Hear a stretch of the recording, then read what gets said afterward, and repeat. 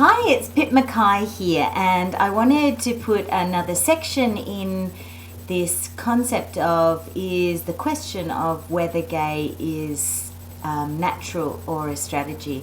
So I just wanted to add another dimension to this, and this is really about what sex is for. So when Darwin created his theory of natural selection, there was this sense that sex's only function was for procreation.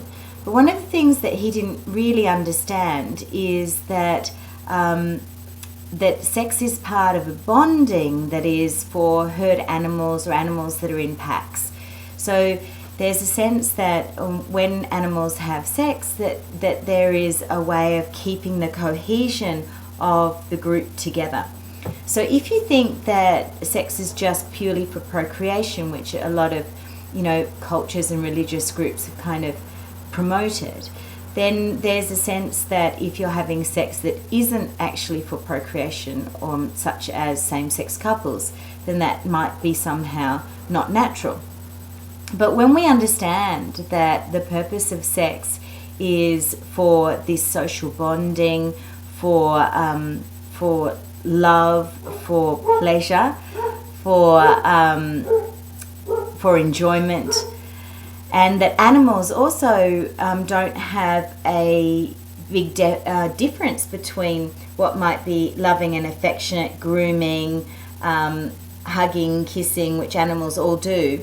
They don't have a differentiation between that and sex. Like, as far as an animal is concerned, that all of these affectionate behaviours are pleasurable, and sex is another form of pleasure.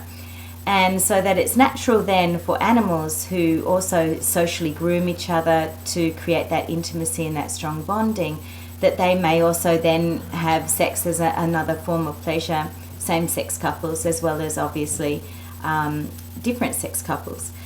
So it just sort of adds another kind of dimension, this idea that animals also are seeking pleasure, just like human beings are, and that depending on our sexuality will depend on which form of pleasure is better for us, whether we feel that is in same-sex couples, different sex couples, or whether people are bisexual. And that obviously all of that is completely natural. It's also a part of the animal kingdom, as well as I said in the last video, in every culture, in every different race, there's always been homosexuality, bisexuality and heterosexuality, and that each one is as natural as the other. So we've got to remember that when Darwin did natural selection, he was in the Victorian era, and the Victorian era was very suppressed sexually.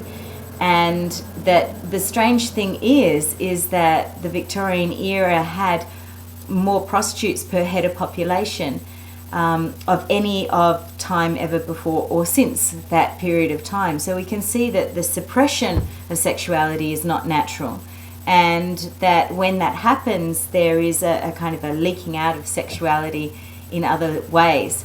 And there was also a lot of homosexuality as well then.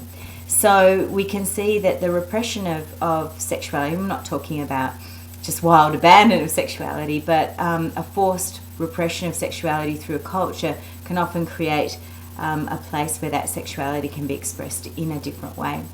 So as coaches, again, it's about us being open-minded to the fact that all sexuality is natural and not a strategy, and for us to make sure that we're not prejudiced, misinformed, or ignorant about the reality of sexuality, and allowing people to feel like they can have the sexuality that they want to, and that we'll support them in that as a coach.